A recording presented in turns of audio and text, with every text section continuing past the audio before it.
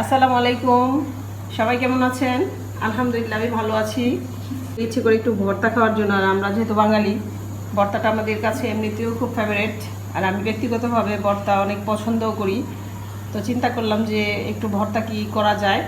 তো ঘরে অনেকগুলো বেগুন ছিল, আমি চিন্তা করলাম যে বেগুনের একটা ভর্তা করি, সাথে সরিষার তেল থাকবে।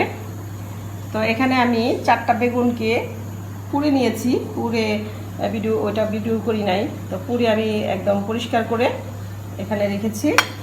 আর এখানে একটা বড় সাইজের পেঁয়াজ কাটা আছে, আর লবণ আছে পরিমাণ মতো। এখানে আছে 6-7টি শুকনো মরিচ। তো সবগুলি মরিচকে আমি আগে লবণ দিয়ে ভেঙে নেব। আসলে ভর্তা মুখের রুচি বাড়ায় দেয়।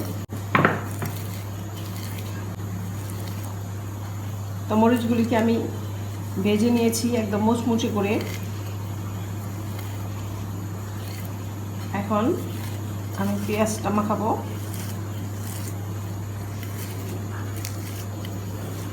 দিচ্ছি সরিষার তেল পরিমাণ মতো।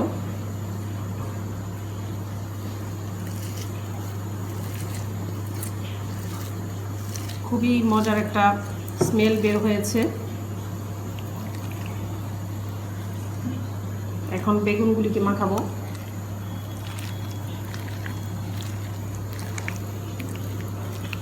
আসলে এটা অনেক ঝটপট তৈরি করার মতো একটা রেসিপি, এবং খেতেও মজা। সবসময় বেগুন ভর্তা খেতে মজা, আমি প্রায় সময়ই করি।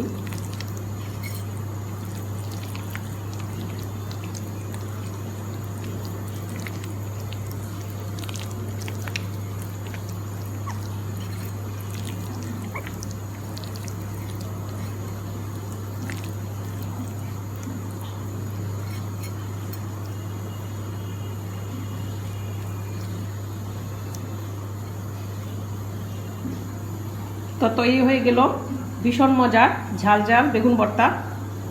আশা করি আপনাদের ভালো লেগেছে। তো আপনারাও খাবেন বানায়া। তো আজকের মতো এখানেই। সবাইকে আসসালামু আলাইকুম।